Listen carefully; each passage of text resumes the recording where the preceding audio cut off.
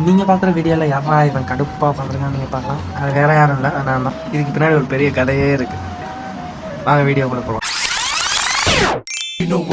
Hi மக்களே, நான் உங்கள் ஏஜ்.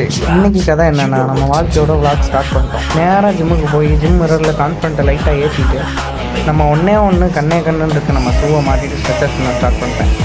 ஸ்ட்ரெச்சஸ் பண்ணிகிட்டு இருக்கும்போதே கரண்ட் விட மாட்டான்டான்னு சொல்லி ஒர்க் அவுட் ஸ்டார்ட் பண்ணிட்டேன். கரண்ட் இல்லாட்டியும் பரவாயில்லன்னு புஷ்அப் படிக்க ஆரம்பிச்சிட்டேன். கண்டினியூவாக 100 புஷ்அப் படிச்சுட்டு புல்லப்ஸுக்கு ரெடி ஆகிட்டேன்.